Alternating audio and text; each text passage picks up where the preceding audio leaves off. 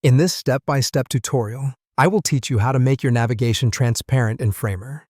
We'll kick this off by selecting your navigation bar. It's important to set its position to fixed.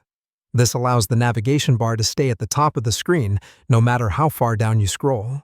It's like your little floating assistant, ready to provide navigation assistance throughout the entire user experience. Once you have selected your navigation bar and set it to a fixed position, our next step is to add a scroll animation. You can find this under the Effects menu. No need to scroll or search. It's all there for you to access. This scroll animation is the real game changer. It gives life and fluidity to the elements on your page, providing a smoother browsing experience for your users. The next layer to this process is setting the trigger of the scroll animation to on-scroll.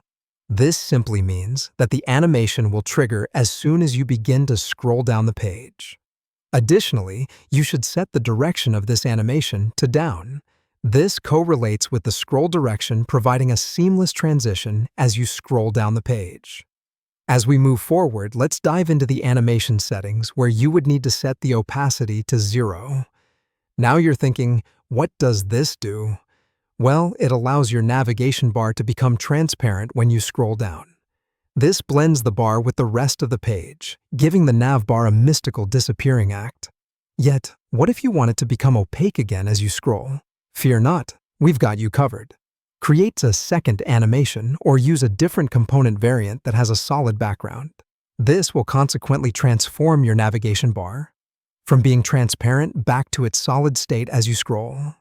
Each of these processes contributes to a fascinating user experience, making navigation more interactive and intuitive.